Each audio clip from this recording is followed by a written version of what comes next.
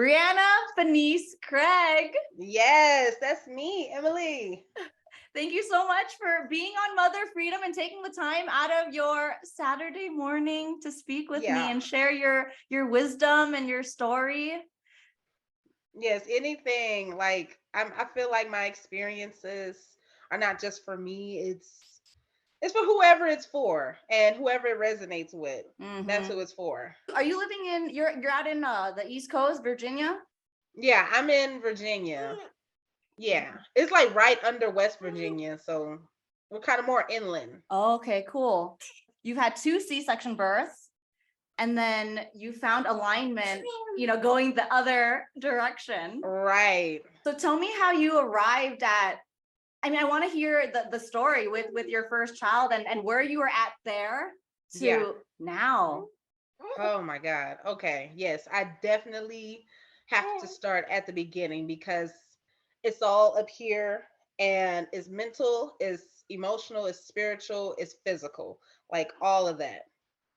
And any preconditioning, programming, so social conditioning, what we were taught growing up as a Black woman, as a Black girl, like we're taught we submit ourselves to the doctor. Like you get pregnant, you find out you're pregnant, or you think you're pregnant, you go to a clinic and you make sure, right?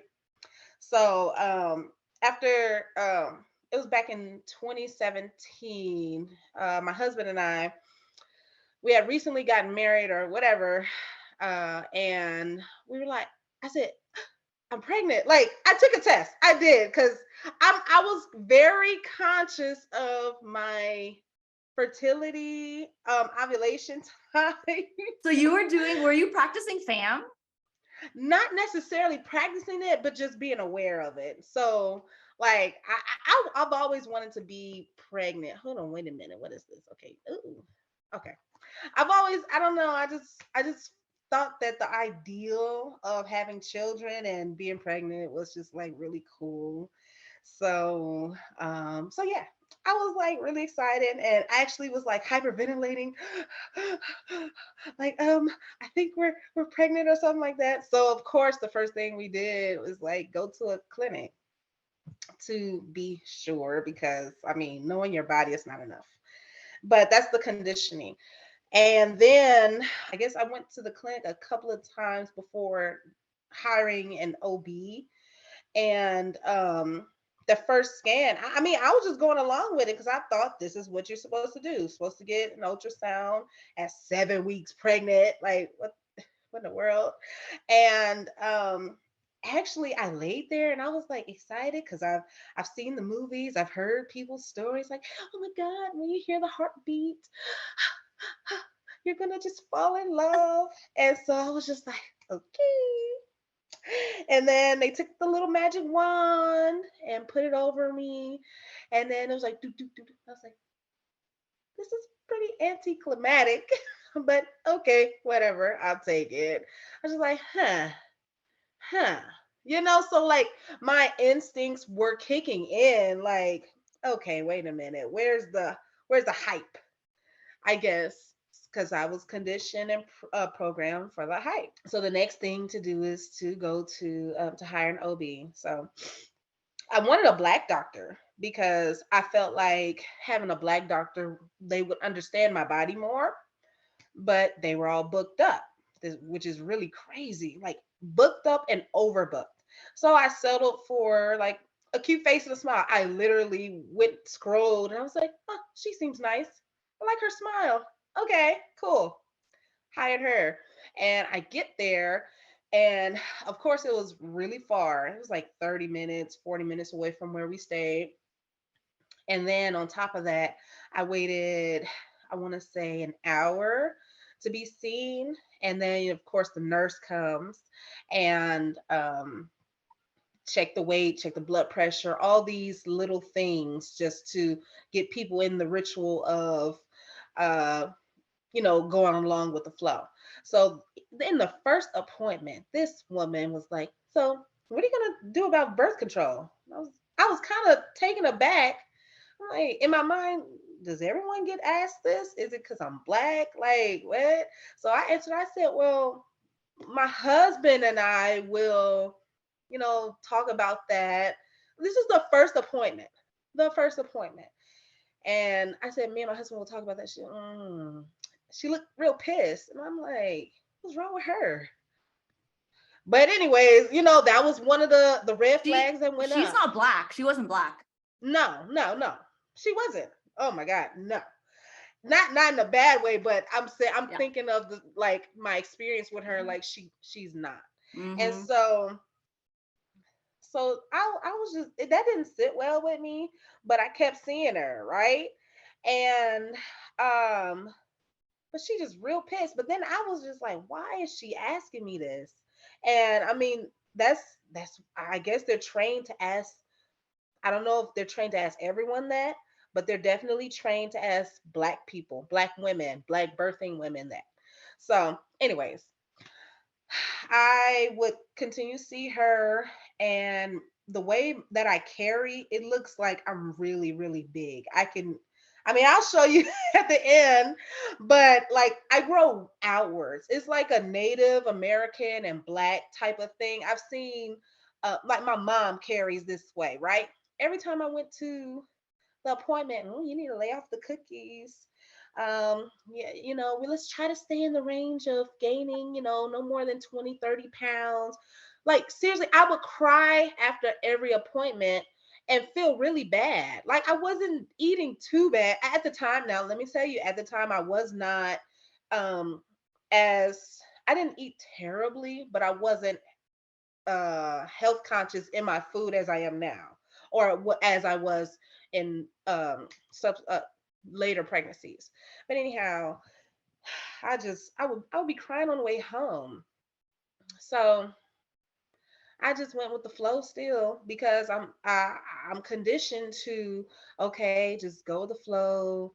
They might say some things, but I didn't know I had the option to, being in the system, I didn't know I had the option to change doctors. I didn't know I had the option to change hospitals. And honestly, I don't think I wanted to go through that trouble.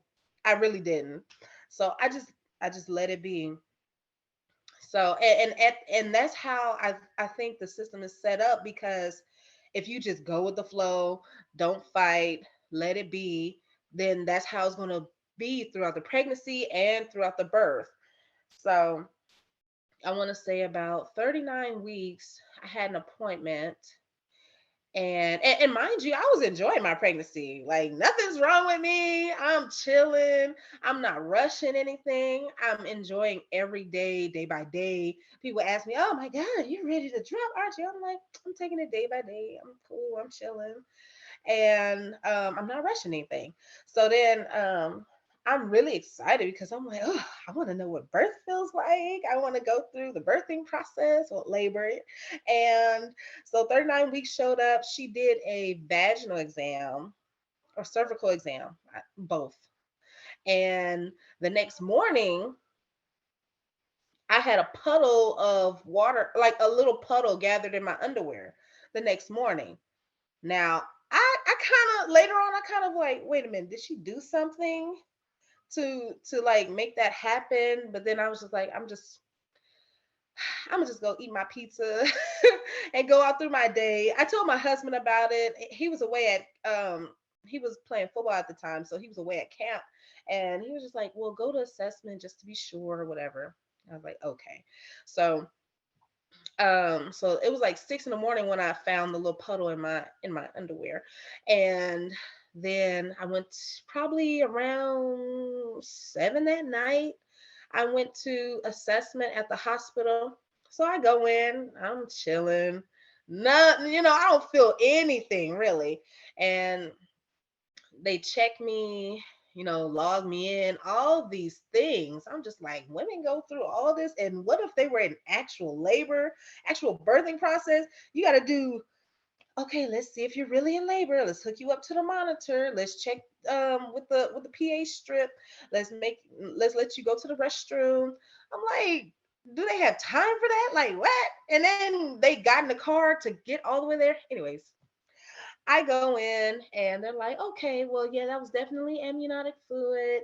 Let's hook you up to the machine. So I'm glancing at the machine because this is like my first experience.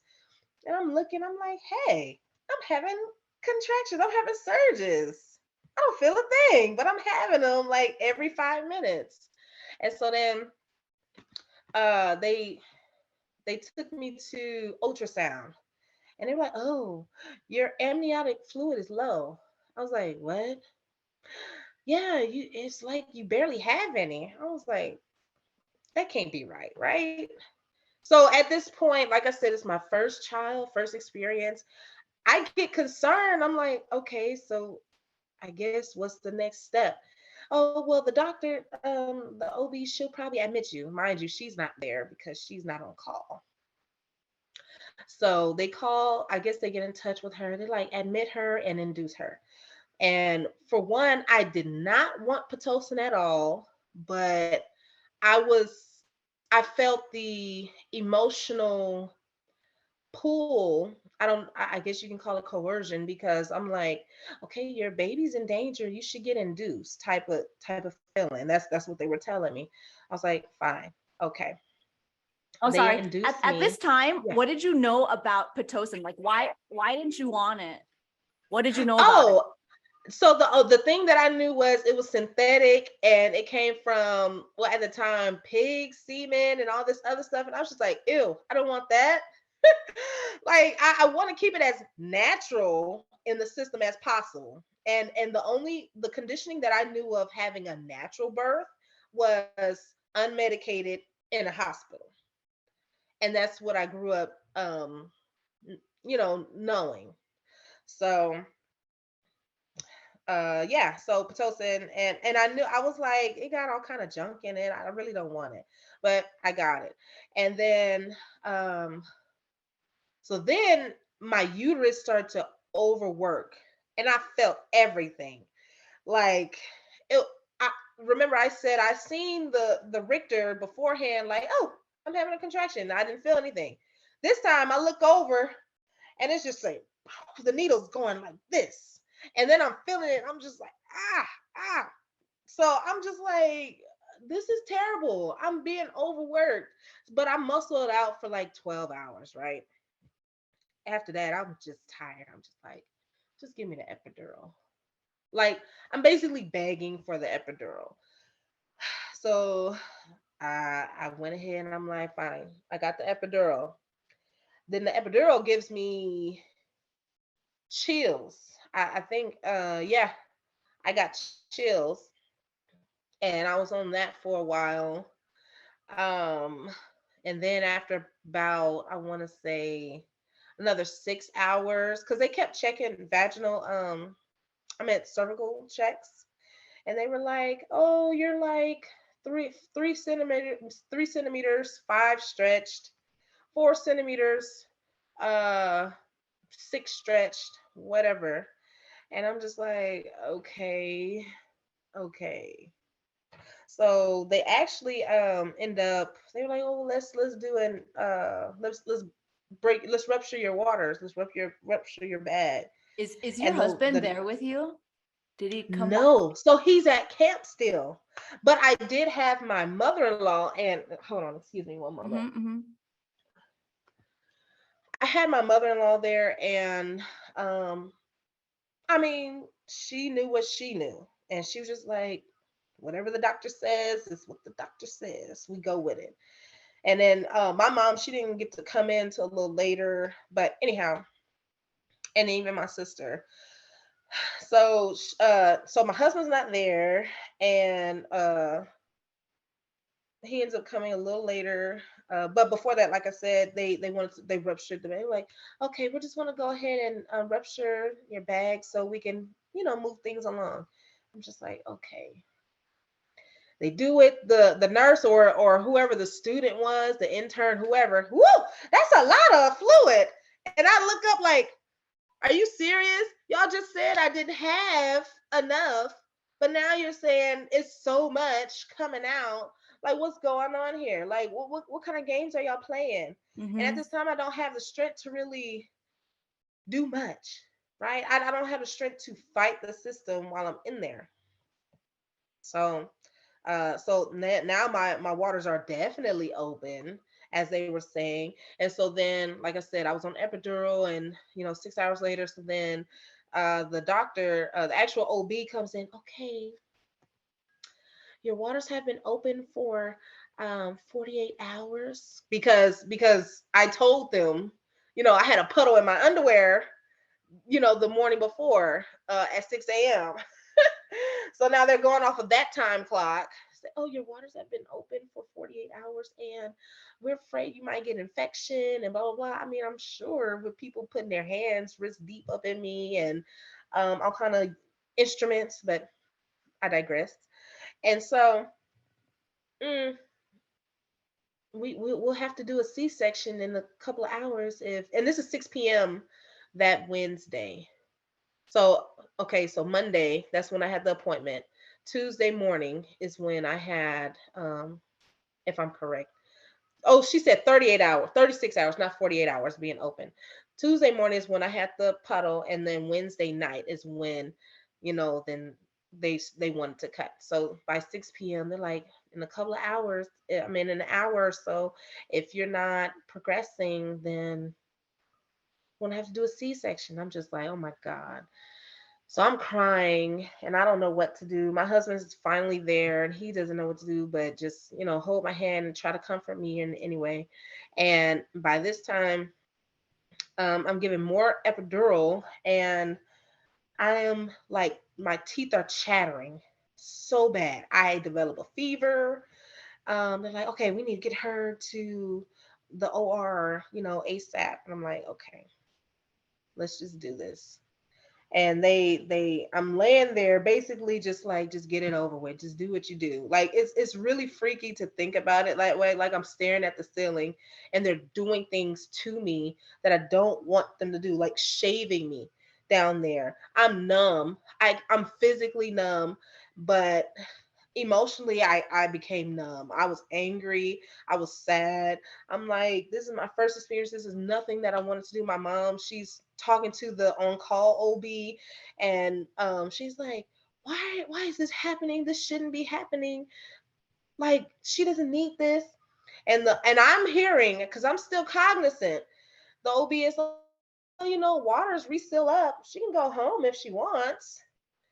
And I'm like, wow. So you're gonna tell me this after they ruptured, after they've shaved me, after they pumped me with so much um epidural pitocin, and I'm numb from here down. So, anyways, they wheeled me to the OR, and I can feel them tugging at me, right? And I'm looking up at it's a light fixture in there, and it also has a reflection underneath the lights, so I can see what they're doing. I was curious at this point. I kind of put my emotions away, and I was just like, I'm still curious because this is my first experience. So I'm looking. They're, kind of cutting me open, and you can smell the burning of flesh. And then I felt like somebody just punched me in my gut. I'm like, oh my God, you're gonna feel some pressure. I'm just like, so I'm laying at the altar. That's what I call it. The altar, where they're like, basically, I'm a living sacrifice. And then the OB pulls out my baby, and my baby has a cone-shaped head, right? But she pulls out my baby and puts her over the curtain, like, here you go. I couldn't even look at my child, like the first look, and I turned my head, and I don't know if I feel bad about that. It was just so foreign to me, to my body. Like, how did you get here? And oh my God, this is really weird. So then I take a second look, and my baby's head is cone shaped. And the doctor's like, oh, look, mommy, I tried. And I'm like, why is her head cone shaped if birth was not progressing? If I were at a +3, right? Or is it -3? -3, and she's not engaging, then how is her head cone shaped? Please tell me that. So I'm still livid. And then so because of the fever, they want to give her antibiotics, even though I told them I was breastfeeding. Oh my God. I told my husband, I said, please just follow her. Don't take your eyes off of her, all that stuff. I'm in in recovery and everything. They're pushing on my belly and stuff and trying to make sure I'm okay. I don't even know these people's names that have touched me in places that no one else has touched me, seen me. Um Finally the OB, the actual OB that I said was a pretty face and a smile, she came in the next day. Hi, you did really great. I really want to smack the mess out of her. Like, I was so furious. Like, why are you in here? Get out. That's what I wanted to say, but I didn't. I felt muzzled. So it was just all really, it's not a blur, but it was just like a glaze, if that makes sense. Just glazed over. My daughter ended up throwing up because of the antibiotics. And I'm screaming at the nurses and the doctors. I'm like, stop giving her the medicine because she's getting double dosages. I'm breastfeeding her and you're pumping her with all kinds of whatever antibiotics that you're trying to give her. And I didn't even take the what's the oxy that they were giving me. I would hide it under my tongue. They want to make sure that I ate it, that I took it. I said and then I'll spit it out because y'all not about to dope me up with no more opioids. For what? I mean, yeah, I had surgery, but I don't want that. And then here's the other thing: I had state insurance. They would come in every so often, like 2-3 hours. Is the baby eating? Did they poop? Did they pee? Did you write down the log? And I'm just like, oh, are you kidding me? I'm trying to sleep. Get some rest. Now, how I'm gonna do that and y'all coming in and beeping? So they have a scanner. This is a business. They're like, beep, beep, beep, beep. Give me a wristband. Beep. And I'm just like, y'all really squeezing the money out of me because I have state insurance. I had state insurance at the time. That was crazy. I went home. Even for your first birth, like how was postpartum for you? I cried the first full week. Breastfeeding wasn't bad. She was fine with that. But I think I was too distracted with being a new mom as far as to really focus on so many of the after effects of the surgery and how I was treated throughout the whole pregnancy. I think I just switched gears, kind of compartmentalized. Maybe that was my postpartum or my trauma, uh, dissociating myself from that. I got pregnant about 6-7 months later, and I trauma bonded with the hospital because that was the only good hospital around, right? So and at the time I did look to see because I started doing more research, right? And I was like, no shots of any kind. I mean, with my first, I think I did one shot, but after she had like a muscle spasm or something, I was like, this is not normal. I'm not doing this anymore. No, no, no, no, no. Because I should just went with my intuition. But so when my second one, I was doing more research. I'm like, I'm eating this. I'm like, my diet had changed like completely. By that time, me and my husband's and our way of life, and so I got pregnant, and I was like, you know what? I'm getting a black doctor because she's gonna be down for me, right? I'm getting a black OB, and so I got one. She seems like she was going with the flow with everything, like cool beans. All right. I even typed up a whole birth preferences, like no augmentation of any kind. I want it this way, the lights dim, this and that. And she signed off on it, right? And I'm like, okay, so she might be one of the good ones. Okay, fine. Let's ride with it. Then but I mean, it was now her wait time. I waited like 2 hours. She was overbooked. And I would wait 2 to 3 hours just to see her for 5 minutes, just to see her for 5 minutes. And I mean, of course, it's like I knew they didn't really know me, but I'm like, okay. And they would take my weight, and every time I would laugh. I would tell my husband, I'm like, why are they checking my weight? Because I'm pregnant and they know I'm gaining weight. Like, what? Why are you checking my weight? Duh, I'm gaining weight. So, um, she ended up kind of flipping the script on me around week 36 because of the way I carry. I might want to induce you because you know, I won't let you go past 41 or uh I but I might want to induce you because I'm afraid of a big baby. Are you kidding me? Are you kidding me? It's week 36 and you're gonna flip the script on me? Like, you just going with the flow, just keep me as a client and get that check? Like, what is really going on? What kind of prenatal care is really going on in this? Like, you're impeding your fear onto me. My last baby, I didn't even say, she was only 8 pounds 5 ounces. Well, I say only, but she was 8 pounds 5 ounces. And so I was just like, no, this woman didn't. So after that appointment, I cried because I'm just torn, because I'm like, I thought I was doing better. I thought that if I fished in the same pond with the new rod, that I'd catch a different fish, but I didn't, you see? So I was torn. I'm just like, why would she want to do this? A membrane sweep, or, just something. It's not gonna affect you or anything. I'm just like, why would she say that? Because now I'm thinking I was working. Yeah, I'm thinking I'm working with my intuition.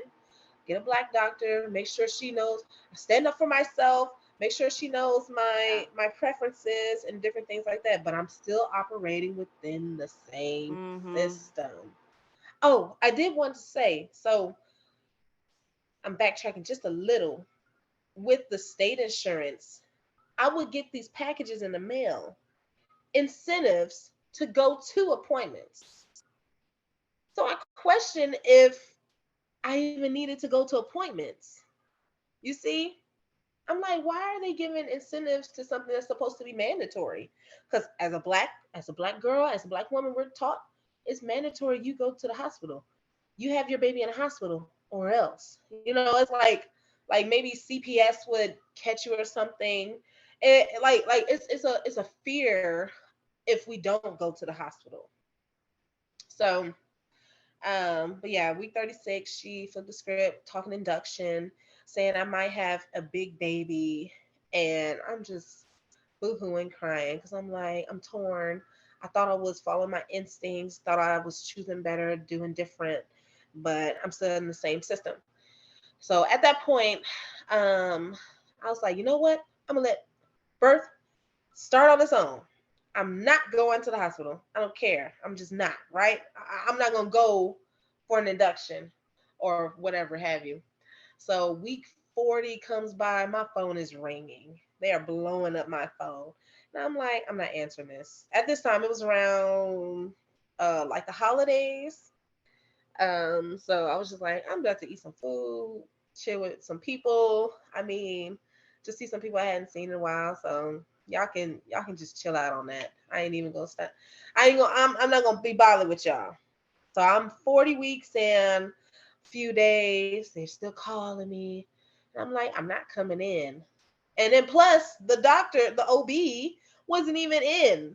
They were trying to send me to another clinic that they had, like a satellite clinic or something like that, to check me or whatever. Probably do an ultrasound to see how big the baby was and how accurate that is. But because I remember they checked for my amniotic fluid the first time and they were way off.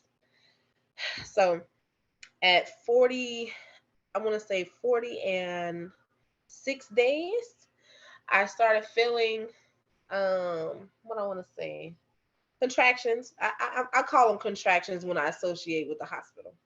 So I started feeling contractions every 22 minutes. I said, I think this is happening, right? Because I'm just chilling. I get my daughter to sleep.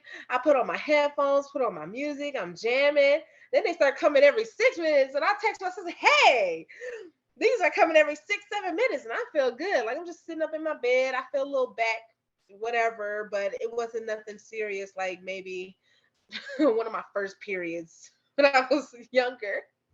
So it wasn't intense, and I'm just feeling good.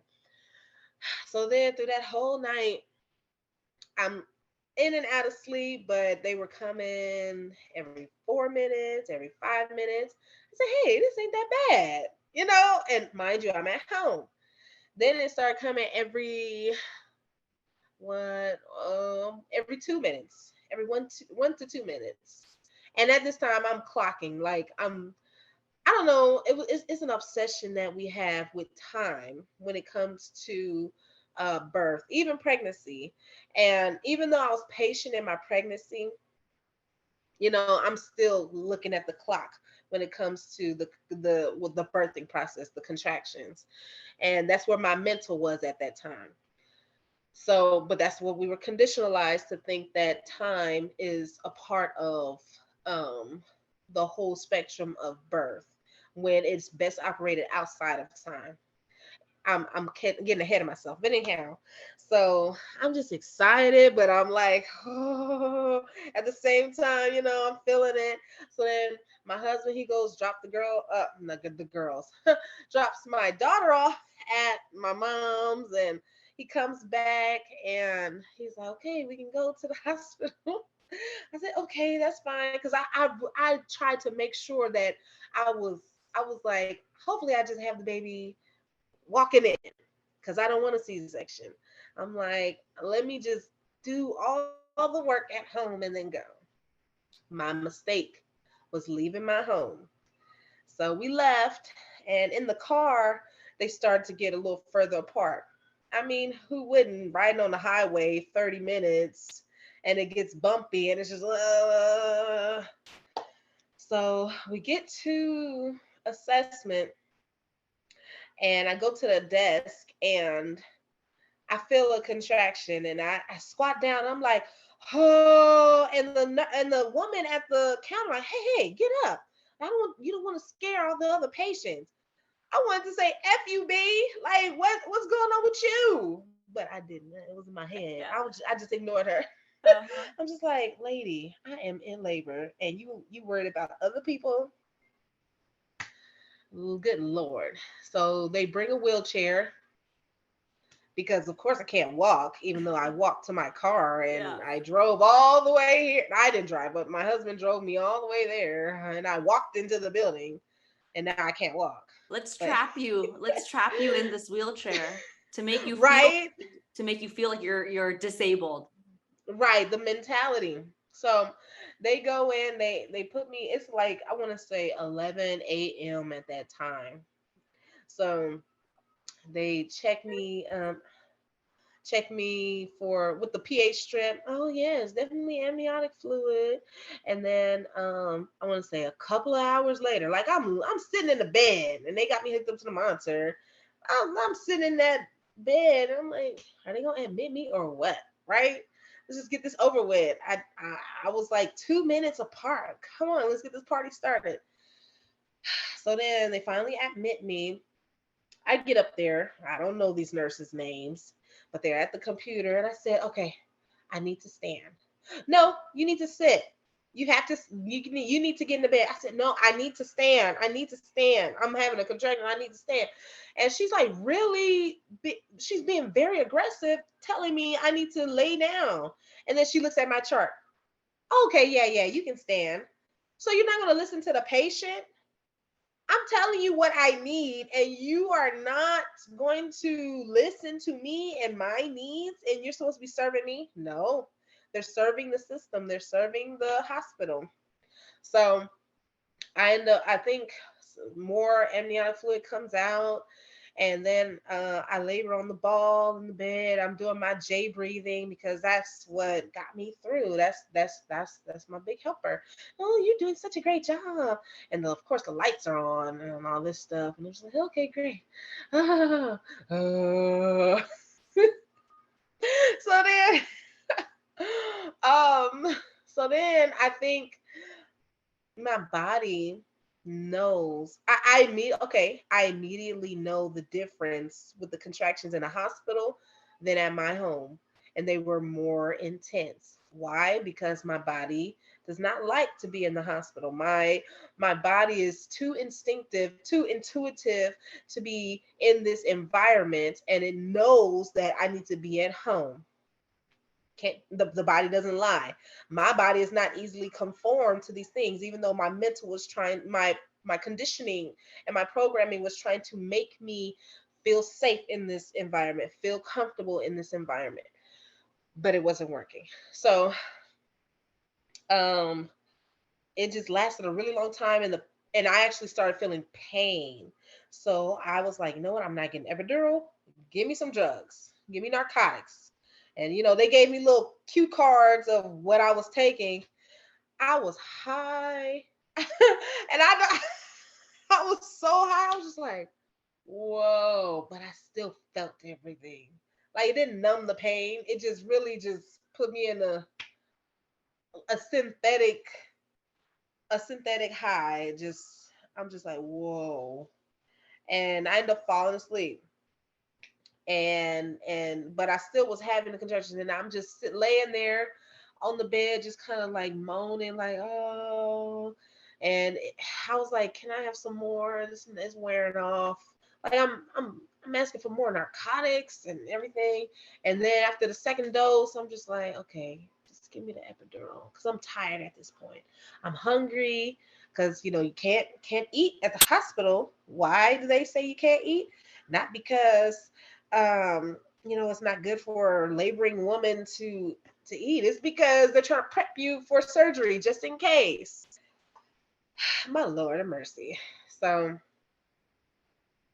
I get the epidural, and immediately my the baby's heart rate. Everyone started rushing in. The baby's heart rate is going down.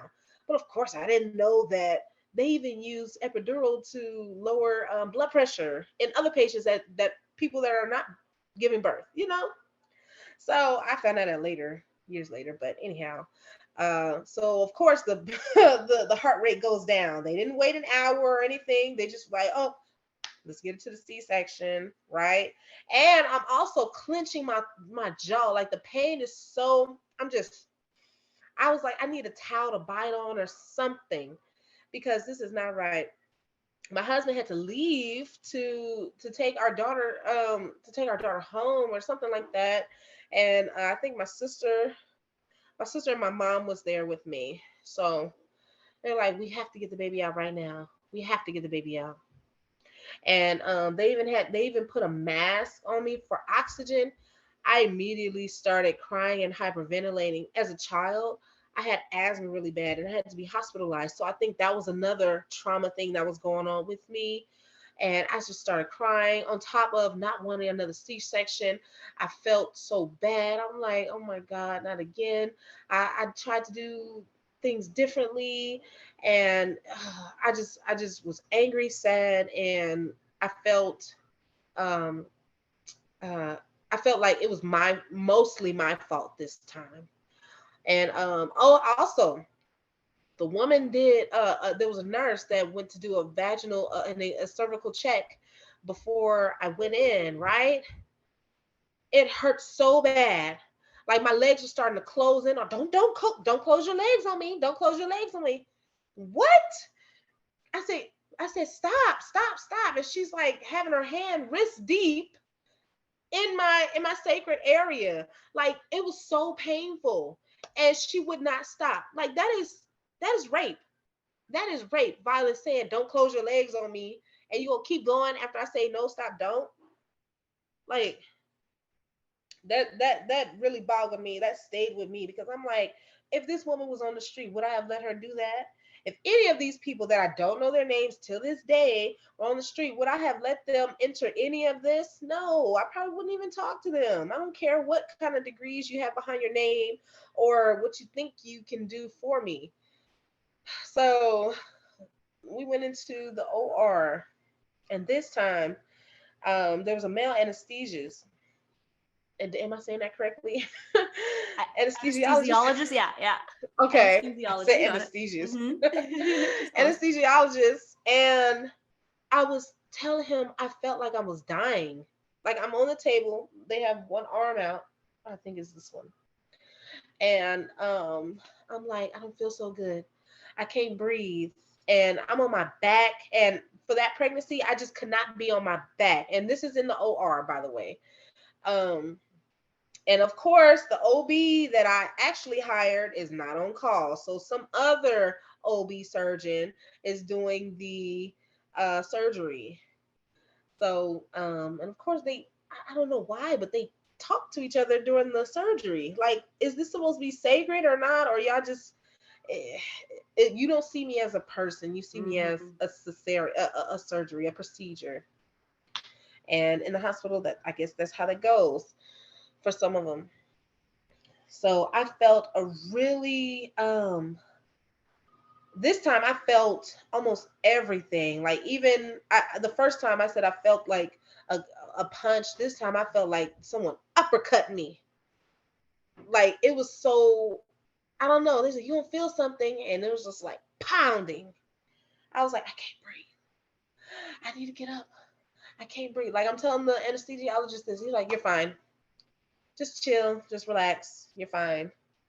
I'm like, how heartless can you be, man? Like, I feel like I'm dying. I knew I was actually dying on that table, yo. Like, I knew it. So they had to hurry up and close me up and all that stuff. And again, they showed me my baby, and guess what? Her head was cone shaped. I was just like, I'm done with these people. Like, I was just so over it. Like, I have a picture after the surgery, and I'm just like this. Like, just wheel me back. And I had my daughter in my arms that time because I didn't have the fever, and so they didn't have to do the antibiotics or anything just for protection reasons or something like that. And so I want to say that, and that was like 1 in the morning. That was 1 in the morning. 41. I was 41 weeks because I went in the previous day. So the 28th, I went in. I got admitted, and then the 29th at 1 a.m. That's when they did the surgical procedure. So a few hours later, like 7 a.m. or something, the OB that I actually hired came in, and she's sitting in there talking to me, and I'm very upset, livid.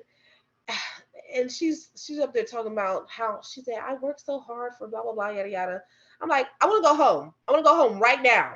I want to go home. I want to go home. She's like, oh, that's fine. We can arrange that. That's fine. Okay. I'm like, yes, let me go. Because I don't want to be here. And at that point, I think that's when I had, as far as postpartum, that's when it was just very, very bad.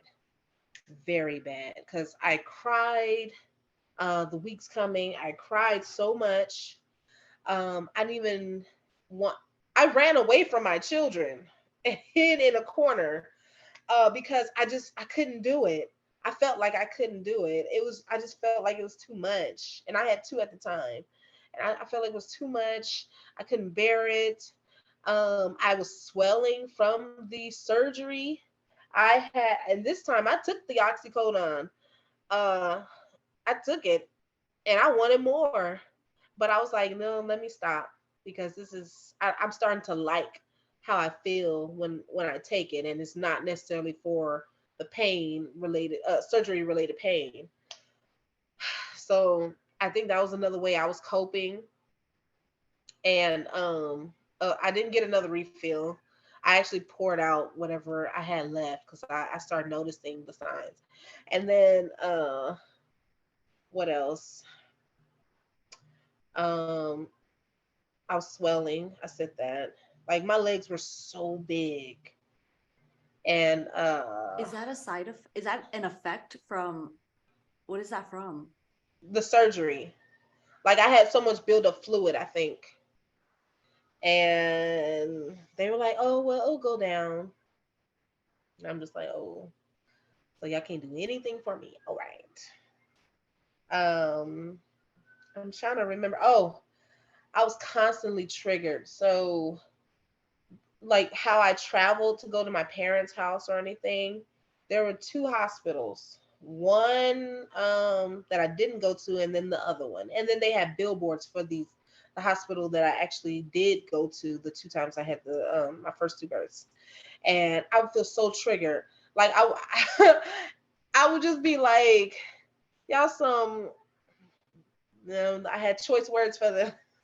Every time I see their billboard, I just had so much anger and just disdain for for those institutions, just the hospitals in general. And I remember when my second one was like 4 months old or something like that, 3 to 4 months old. I texted my sister. I said, I'm never, I said, if I ever get pregnant again, if I ever have another child, I'm never stepping foot into a hospital to birth ever again. Like that was just the extreme, because I had already experienced this side, and now I'm like, you know what? I don't care if I can't afford a midwife. I don't care if I can't find one. And in the state of Louisiana, you cannot, it, for a licensed midwife, you cannot they cannot come to a home birth if you've had a C-section, or I believe two C-sections.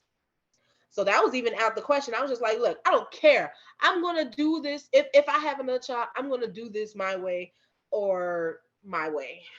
Period. Point blank. Period. Like, I don't need y'all, and I don't want y'all. So Mm. that's when I think the shift changed after my second birth in the hospital. That's when the shift changed for where I'm actually implementing and going along with my instincts, and not just kind of pushing it to the side.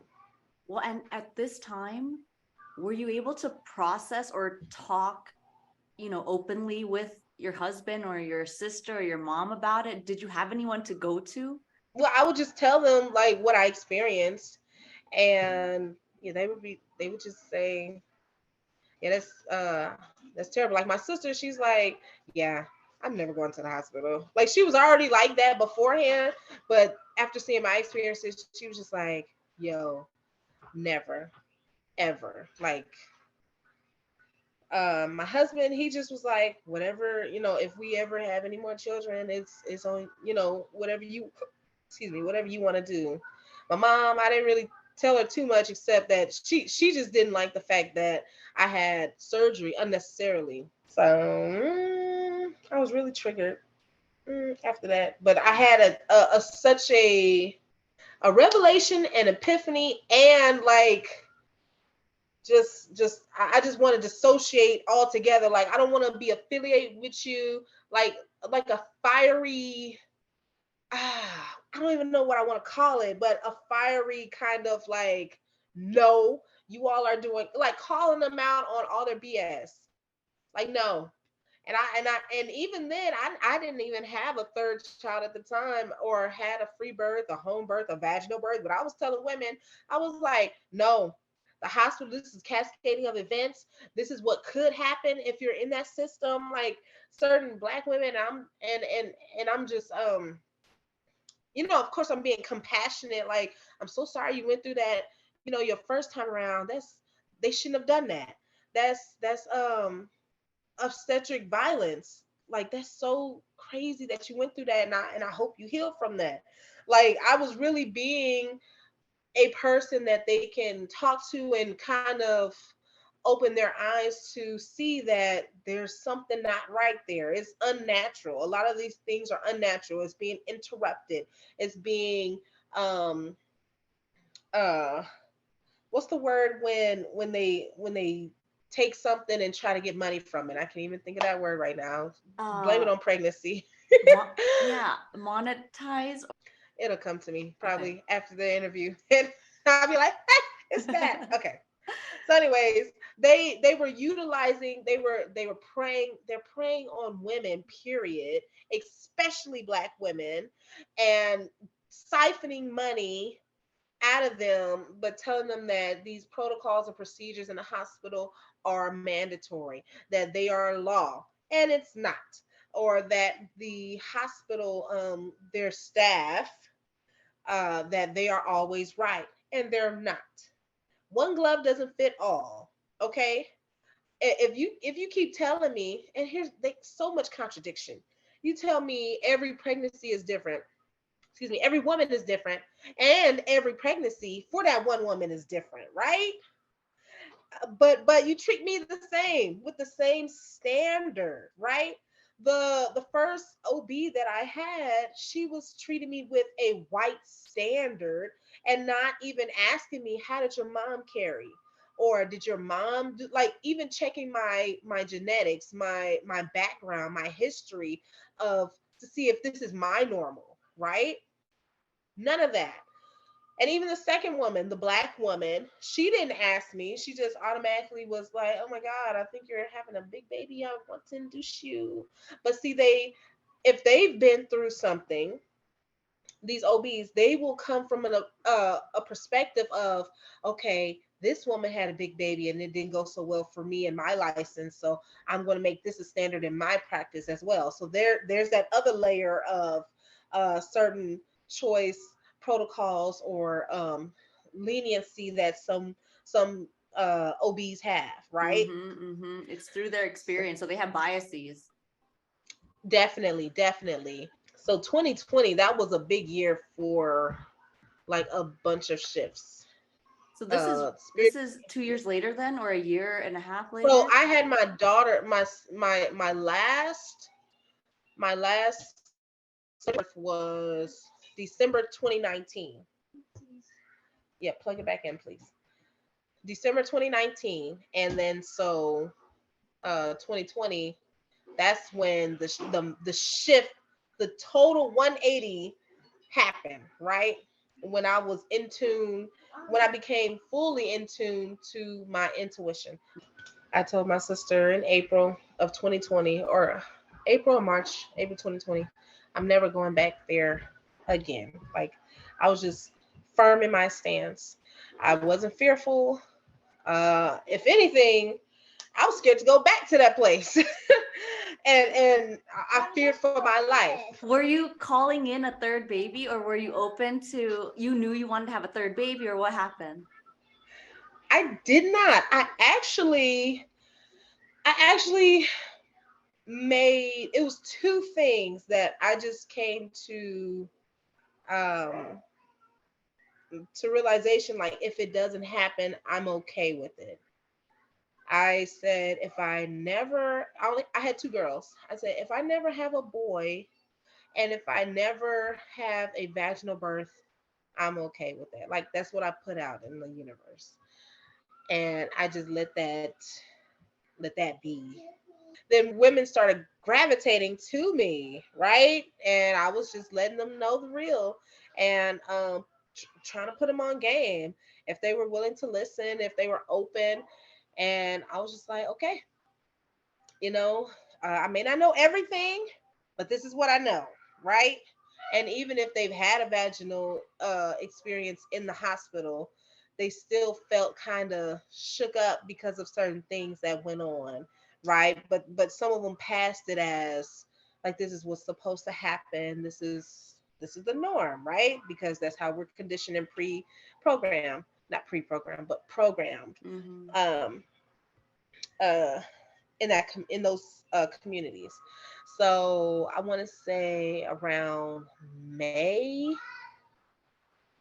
It was around May where I was like, you know what? Let me look up a midwifery school, because let me just go ahead and get some type of certification, just cause, or not Mm-hmm. even just certification, but just get some more knowledge, or see what's out there, just cause, right? And I looked it up, and I kid you not, I was trying to click on the first one, and I ended up clicking on the second tab by complete accident. And I started reading from top to bottom of the landing page. I was like, I think that. I resonate with that. Hell yeah. Yes, I agree. Like, oh my God, I'm not crazy for thinking the way that I think that birth should go, or how it should be, or the body, or it was just pulling on all my emotions. And I believe RBK did a good job as far as um, writing in the emotional part of how I felt and what I wanted to be connected with, if that makes sense. Mm-hmm. Yep. Yep. So I was like, you know what? I may not have $6,000, $7,000. Oh well, I'm gonna apply. Who cares? Mm-hmm. Like right off to just put into that. But I was like, I'm just gonna invest in it, the money that I did have, and it worked in my favor. So after the 12-week program, uh, it was such a an enlightenment experience, and even just to help me become confident in what I already was instinctively feeling and knowing, right?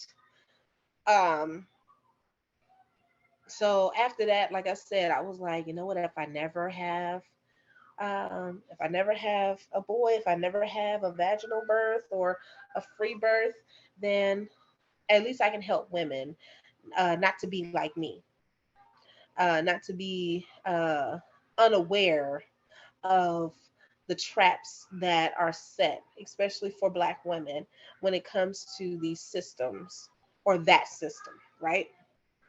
So my eyes were wide open already. Like, you couldn't tell me anything dealing with the hospital, and I'm like, nope, I already know what they're gonna say. Mm-hmm. Especially if it I was already so I had followed another woman. It was another woman. I was getting education from different places. And so there was another woman that was speaking about spiritual, mental, and physical alignment. I was so inspired by that. I was like, yes, because my physical was not aligned with my physical, and my spiritual was not aligned with my mental as far as the hospital. That's Mm. why it didn't work. You know, I'm processing my experiences as well as taking it in as far as um, what can be done future wise. And then another woman, a Black woman who had a C-section with her first, and she was, you know, just like, in a sense, just like me, like trying to put women on, making sure that, hey, these are the traps that are set. Their protocols are not laws. Their procedures are, you don't, it's optional in the hospital, because she knows that in the community that we're taught and conditioned and programmed to go to the hospital. So she's like, look, I may not go to the hospital, but I know you might.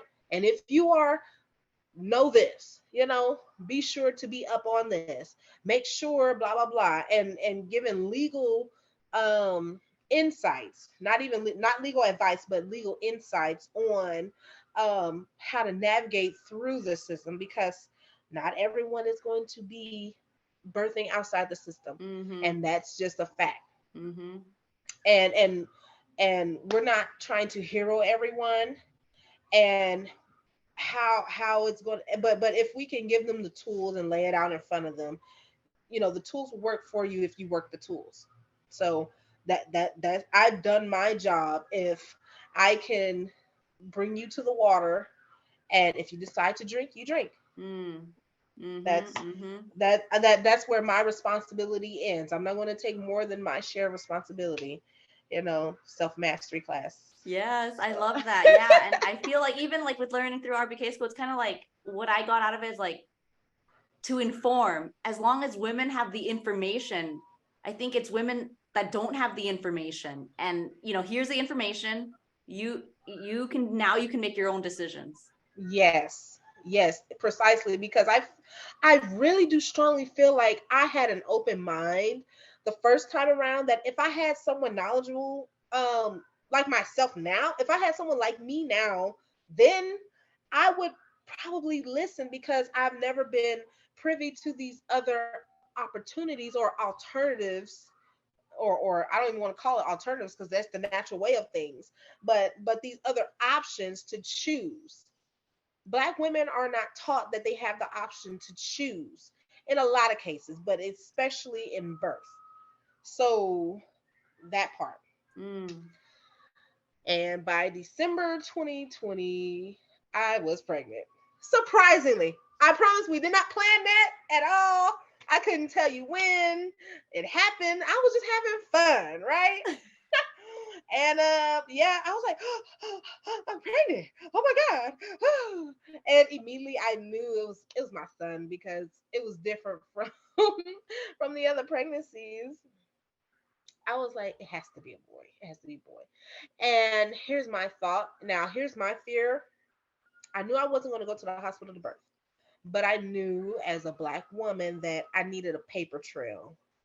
And and that's still something that I'm working through in my mind. But when it comes to America and Black women and CPS and the government, it gets very tricky. So I was like, I have to have a paper trail. So I went in just to get what is it, a proof of pregnancy, Mm-hmm. and just to show my face, so no one can tell me nothing. Like, you're not about to show up at my door knocking for anything. What you want? Nothing. I had prenatal care, Yes. right? So other than that, I was chilling. Like, prenatal care looked like going to get my toes done, getting a massage, making sure I got rest, eating spaghetti, relaxing, play with my children, getting a break, whatever I needed it, whatever. That was my prenatal care, and I felt really good. And Wait, my so when did you 40-week finish? mark came. When did you do RBK school? 2020. So June, You were that summer okay. of So 2020. you already completed I it, think then that you was the got first. pregnant. Right. So it ended August. So then December 2020, I found out I was pregnant. It was a lot Okay. of us that got pregnant from that cohort. At the Okay. same time, I even think Yolanda was pregnant too. Yeah. It was funny. Uh-huh. It was like 6, 7 of us, 8 of us, whatever. Uh-huh. So yeah. Um, because I think on the reunion call that February, it was like I was counting. I was like 1, 2, 3, 4, 5. Okay. Yeah. So yeah, so that's 2020. So 2021.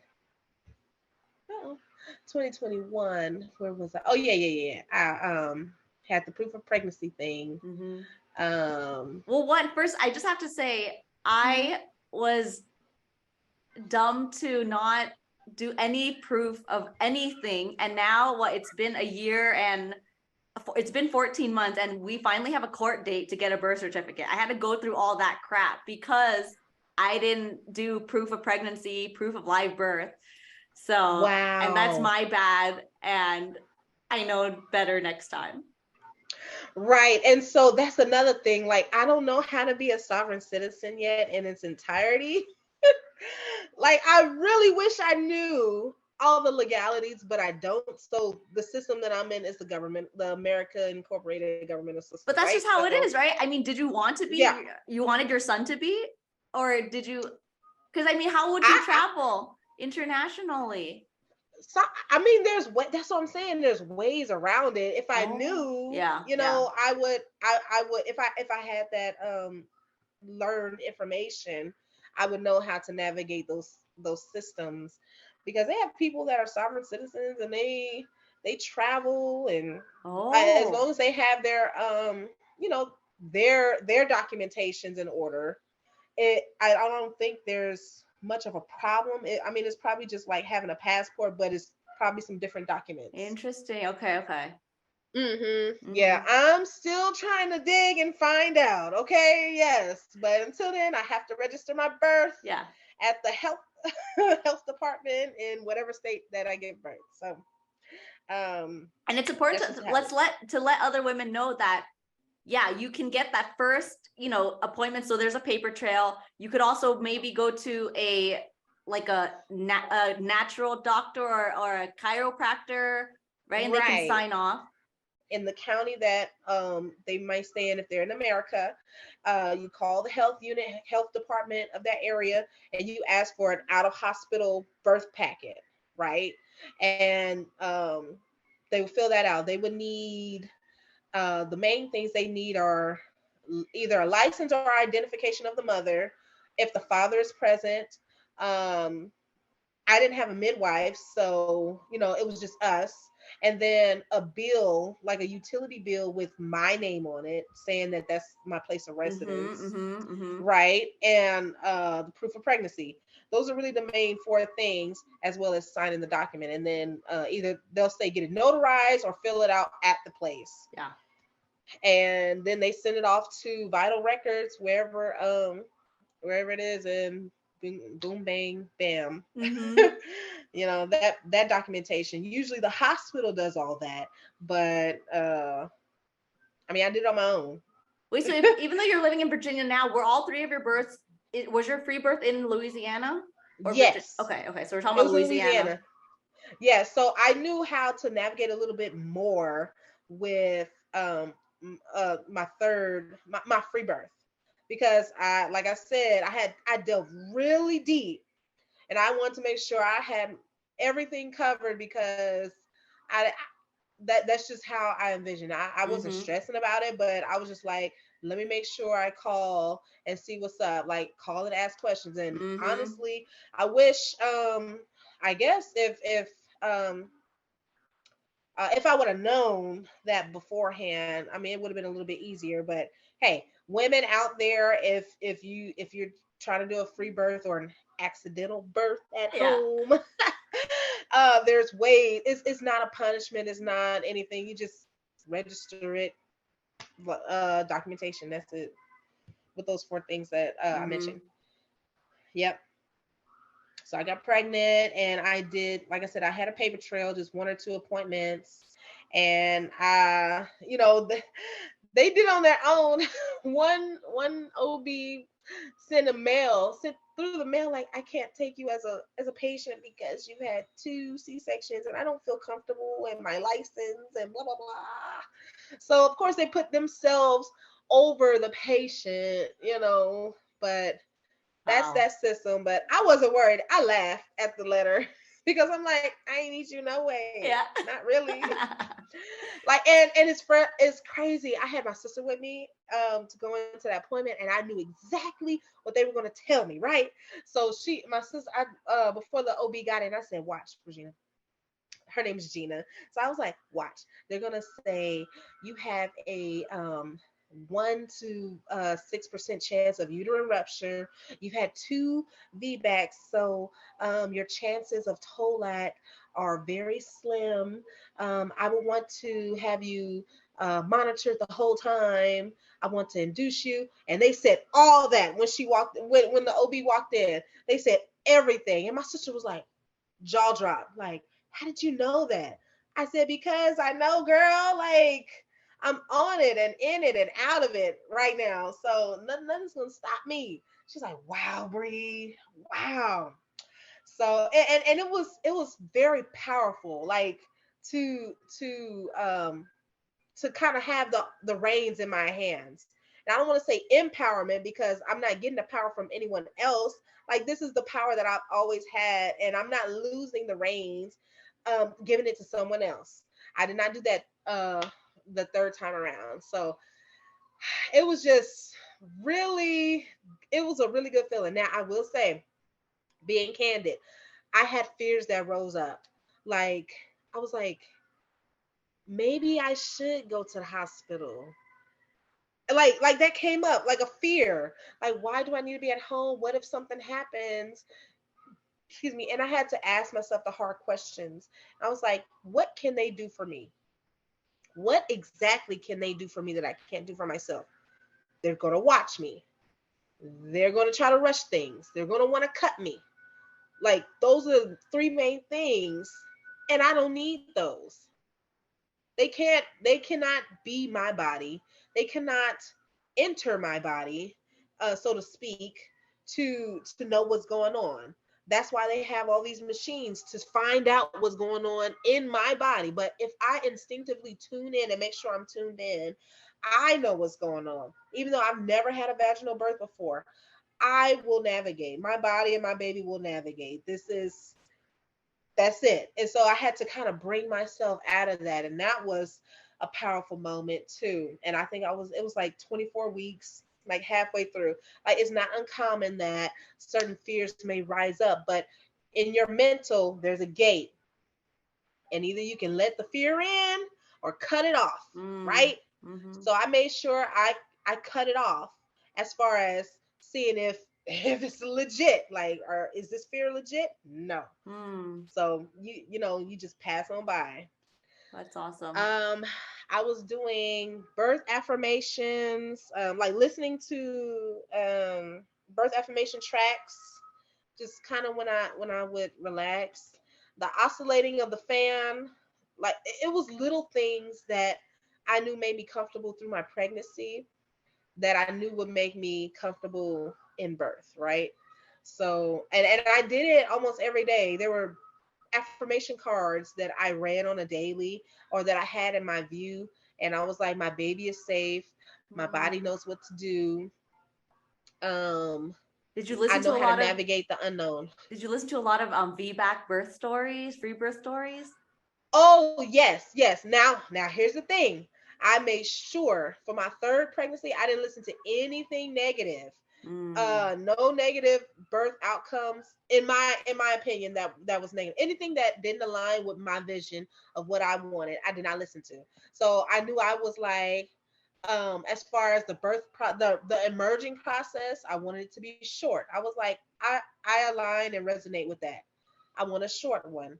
6 hours, 3 hours. I was reading when some women it was like 45 minutes, 1 hour. I was like, cool beans. Yeah. Like, Wait, so what was your resource that you used? You would like go to the Freebirth Society podcast and scroll through the summary, or what was it like for you? so some of the women that were in the cohort with me, they had birthed their babies and they would share their stories like in our group message or something like that, and I'll read that. The Black woman that had the VBAC that I said, I would read her stories because she would post other women's stories too and videos.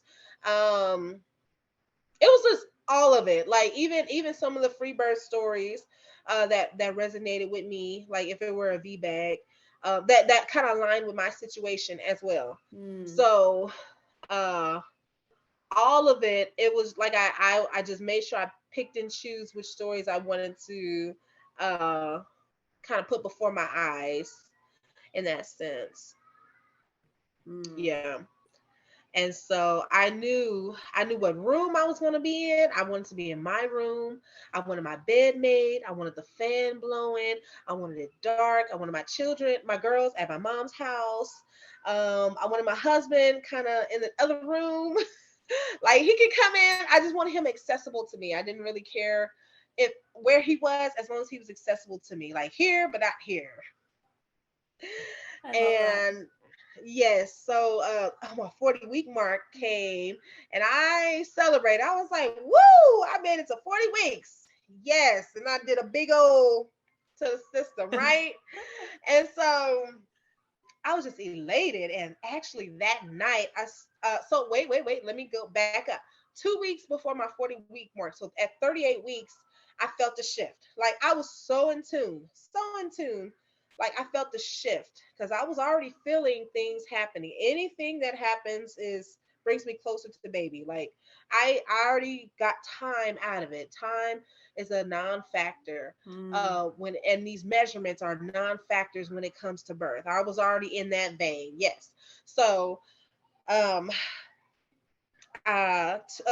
week 38, my body did a shift, and I started feeling things more often. Inconsistent, but they were coming. And I was like, there's nothing false about what women feel.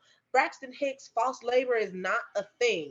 This is the birth, everything from conception to the placenta being born. That's all inclusive. Like they try to break it up just to time it, but time is you got to work and operate outside of time when it comes to birth, even pregnancy. Mm-hmm. So I really relished and basked in that.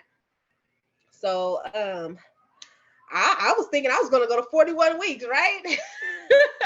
So at my 40-week mark, I said, you know what? I invite all the feels of the birth process, and I invite it all. Like, come on, I embrace it all. And that night, I was actually at my mom's house, and I started filming them 6-7 minutes apart. And like I said, I wasn't timing it, but you can tell when it's been 5 minutes or 10 minutes sometimes, because we just have this knowing sometimes. And they were coming, and then I went to sleep, and they kind of subsided. Then the next day, so I'm 40 and one day, 40 and one, yeah, 40 and one day. That was a Thursday. And then I feel him every like 10 minutes all day. I'm on my ball, and my dad's like, "You okay?" I said, "Yeah, I'm fine. I'm great." And I'm like giving him. I'm saying, see, this is the time where some women they go in for assessment. They're like, "Oh my God, I feel labor," and they get turned around by the hospital, or they get admitted too early, and things happen not in their favor sometimes. I said, "But I'm not doing that. I'm not doing that. I'm on my little ball, just that's it, feeling the feels." And then that night they revved up again, and I was like, okay. And then I went to sleep, and it subsided. Then I'm that Friday, so I'm 40 and 2 days. My husband, he was working shift work then, and he gets off work, and we go home. It was me, the girls, and my husband, and I'm filling them. I'm like, all right, they every 10 minutes. I'm cleaning up. I was like, I need my bathroom to be immaculate. Like, that nesting just hit me really hard.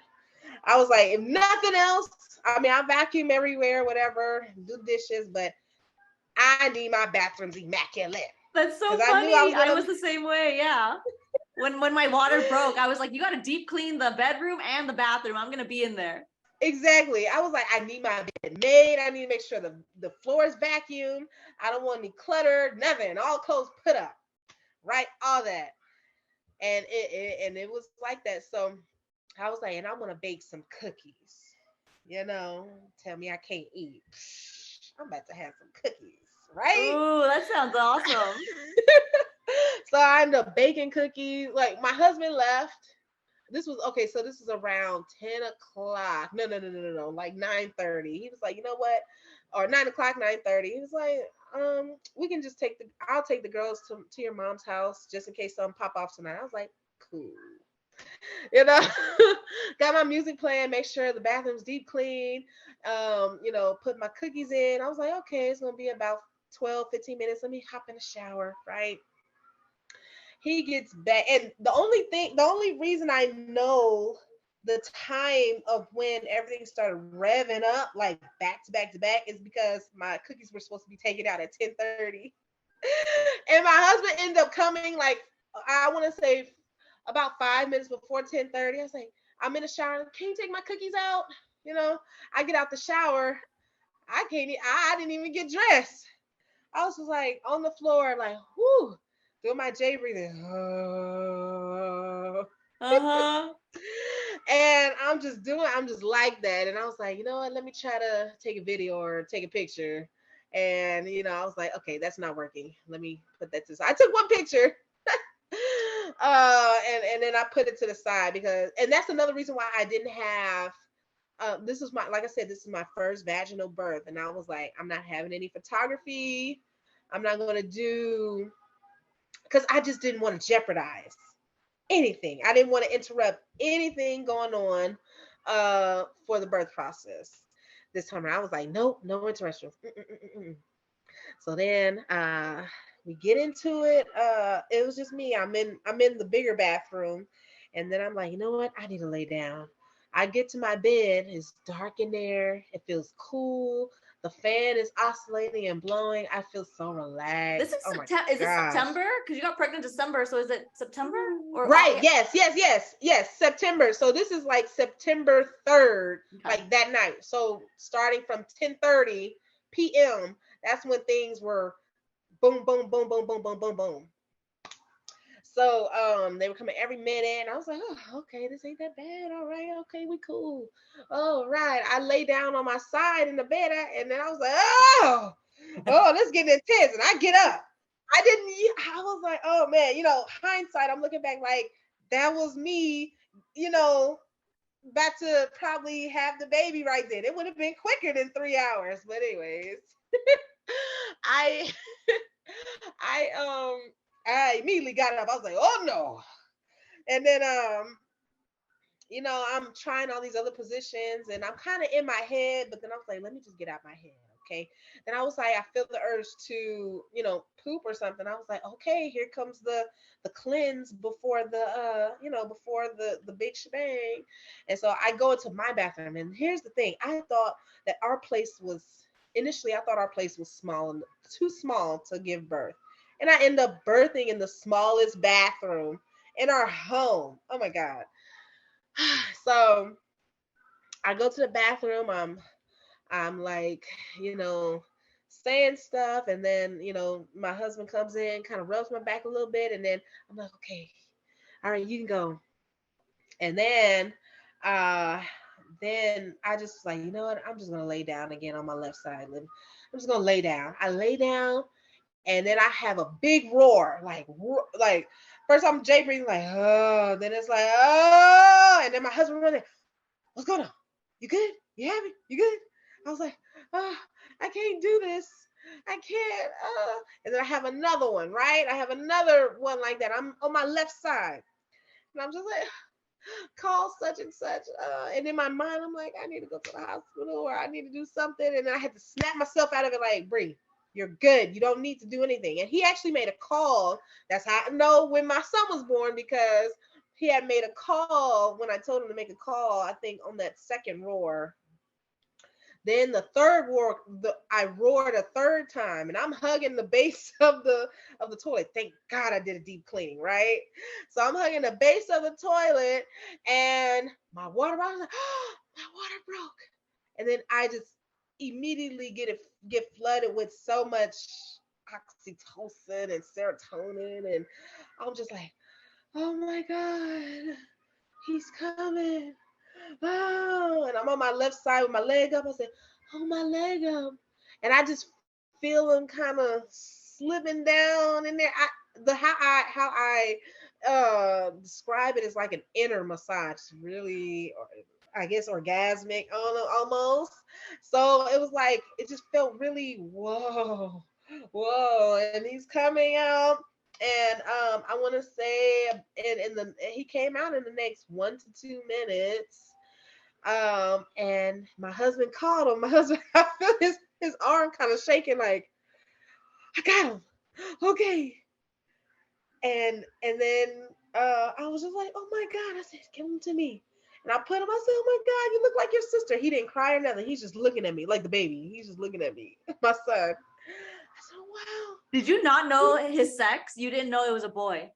No, I did because, well, first intuitively I knew it was a son, okay, because the pregnancy was different, and then I actually did that 20-week mark, paper trail pregnancy proof that time, so I knew it was a boy. My husband wanted to know. He always wants to know. Yeah. And then I was just like, oh my gosh, are you kidding? Like, we did it, and we were just like, ah! And I said, okay, take a video. At least I got a short video of the aftermath. But I can pinpoint it was about 3 hours from like 10:30 to about 1:41, because like I said, my cookies were supposed to be done at 10:30, and then we made a phone call, I want to say 3 minutes before 1:41. So it was like 1:38 where he made the phone call, I said, and my baby was out like 3 minutes later. So that was that was such a healing moment. Oh my The God. whole pregnancy, like I just felt complete. Like I finally got to birth the Mm. way that I knew I could. Like my body is not broken. I'm not once a C-section, always a C-section. Um, like my body can do it. And I was like, I knew it. Like this is something I can do for, like no one else in the world can do this for me but me. And this was a gift to heal my past, as far as my birth experiences, my mom's, my grandmother's, you know, healing ancestors in the lineage. And it was just, it was awesome. It was awesome. So what did you do with your placenta? Like, so then what? Then you were in the bathroom. Oh yes. Okay. So What do you do? I Where do you had go after the bathroom? Do you go straight to bed? Like, oh yeah, tell me what happens after. no, I sit in the bathroom for about a good hour or two. I think I had a pillow or something. I'm just sitting there in the corner, just like, oh, okay, cool beans. I kind of sat up on my little bowl, and the placenta just came out. I want to say between, I didn't clock it. Like I said, I'm outside of time. It was probably like between 20 to 40 minutes. I don't know. But it was out and it didn't hurt. I didn't bleed, no yanking, nothing. I did a lotus birth, well, semi-lotus. I call it a semi-lotus birth for about 12 hours, and then I burned the cord. And you know, the little whatever was left, it came off 4 days later. Like I was amazed. I was like, what? My other two, it took 18 to 21 days, 14 to 21 days for that thing to come off because they cut it. But my baby, he got all his blood, all of it, and yeah. And so with the placenta, I actually just I gave it to my parents. They had a yard. I said, y'all can bury it, okay? And did you Mm-hmm. analyze your placenta? I did a little bit because I had to rinse it and then, you know, put the salt and the herbs on it and kind of keep it tied up until I did the cord burning. But I looked at it, I was just like, oh, this is pretty cool. If you had one advice, so yeah, advice that you want to give to a first-time mom who's thinking about having a home birth, what do you want to share with her? This is pretty radical, but I guess my advice would be is birth can be simple and you can do it on your own. That's it's radical, but it can be very simple. So all these extra things that we think we need or extra people that we think we need, birth